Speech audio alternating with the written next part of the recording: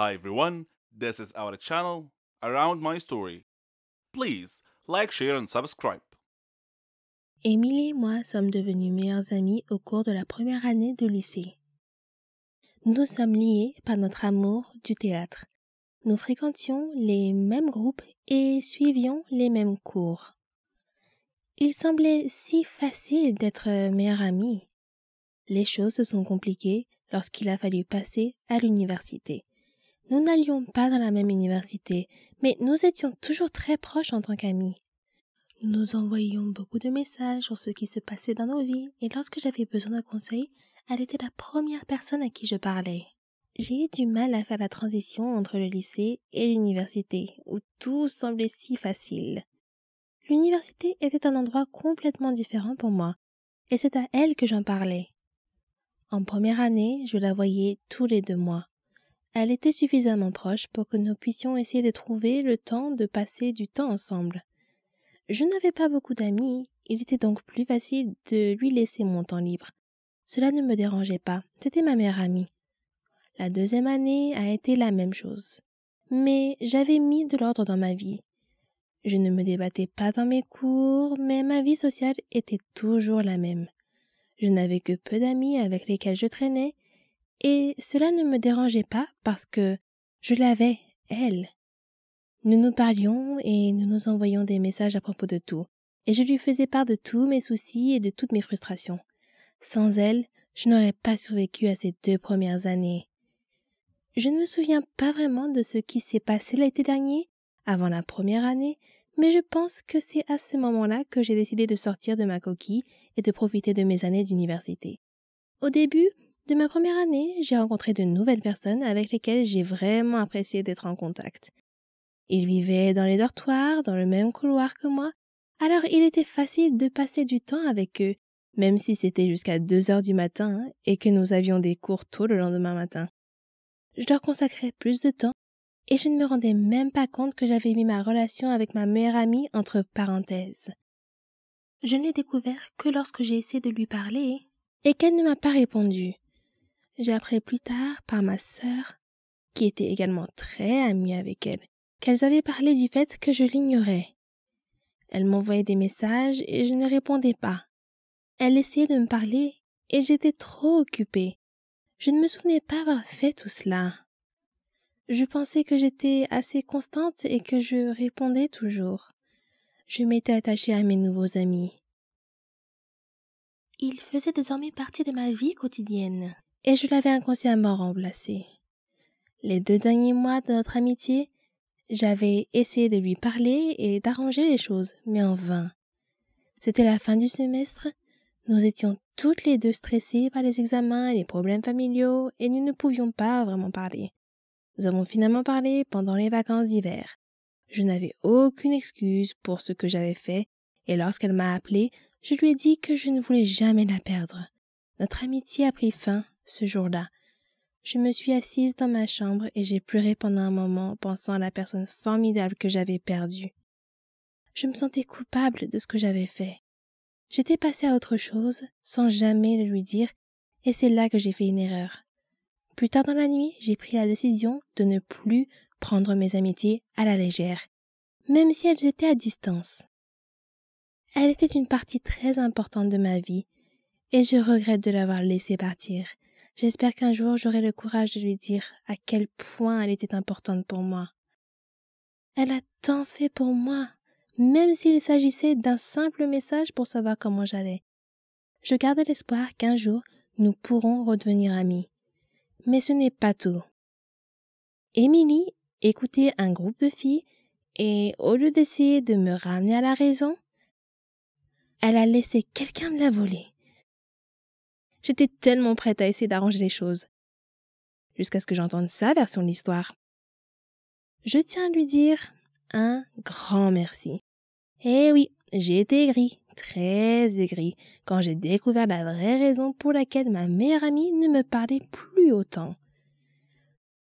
J'étais en colère contre elle et je l'ai blâmée pour tout. Je l'ai blâmée pour les moments perdus avec elle, pour les souvenirs, et je regrettais tout. de l'argent à l'empreinte de vêtements, en passant par des choses simples comme aider à la maison, parce que tout cela n'était rien d'autre que du temps perdu. Je t'en veux, Émilie. Je veux qu'elle revienne. Je veux que ma meilleure amie revienne dans ma vie et qu'elle fasse des choses avec moi, comme des rolling, des voyages, des doubles rendez-vous, du shopping ensemble, des choses que les meilleures amies normales font. Mais je n'ai pas pu, parce qu'Émilie a choisi d'être avec d'autres amis. Je n'ai pas besoin d'elle. Elle a choisi de me quitter. Elle a choisi de ne plus être mon amie après que cette autre fille ait décidé de parler et de raconter des petits mensonges. Émilie a mis fin à notre amitié. L'autre fille n'y a joué qu'un rôle. Mais Émilie l'a accueillie et je dois la remercier pour cela. C'est cruel de faire cela à un être humain. Les êtres humains doivent se sentir désirés, ce qui n'est pas le cas. Quant à la fille qui m'a volé ma meilleure amie, assure-toi d'être là pour elle lorsqu'elle et son petit ami traversent une période difficile. Assure-toi d'être là pour lui parler lorsqu'elle a des doutes sur l'université ou que sa famille la harcèle. Assure-toi d'être là pour ses séances de relooking, ses virées shopping ou tout simplement ses soirées cinéma. Prends-la dans tes bras lorsqu'elle pleure devant La Belle et la Bête. Sois la meilleure personne possible pour elle. Je sais qu'elle en a besoin plus que jamais, parce que c'est ce qu'elle mérite. Je ne pense vraiment pas que je m'en remettrai un jour. Elle m'a quittée pour une raison stupide, pour quelque chose que tu as causé. Mais ce n'est pas grave, on vit et on apprend. Quelqu'un a dit un jour, certaines personnes nous quittent, mais ce n'est pas la fin de ton histoire.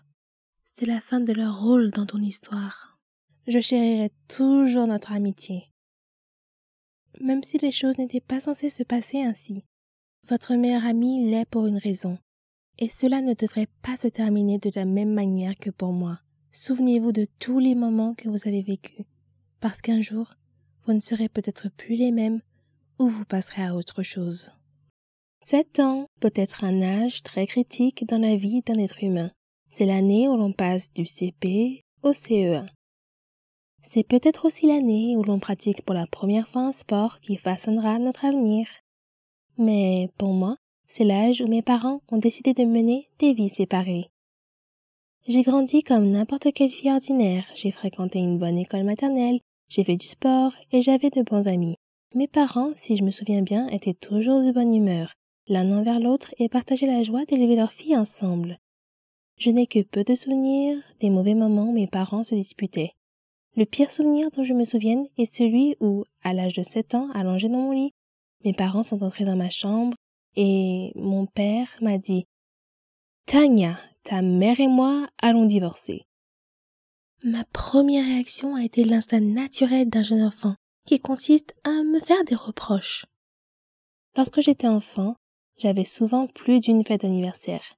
Cela semble cool, mais ce n'est pas ce que l'on croit.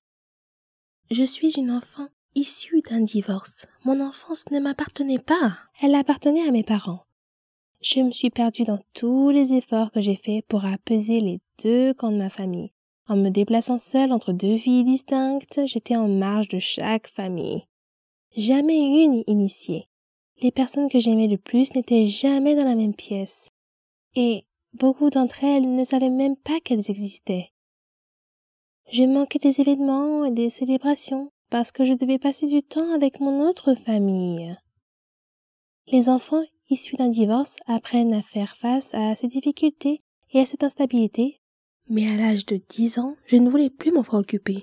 Je ne voulais pas vivre dans 2 maisons différentes, avec 2 chambres différentes, des vêtements différents, des jouets différents, des amis différents et des règles différentes. J'étais une enfant de 10 ans, prise entre le marteau et l'enclume. Un jour, j'ai dit à mon père que je ne voulais plus lui rendre visite. C'était un acte courageux et ignare, pour être honnête.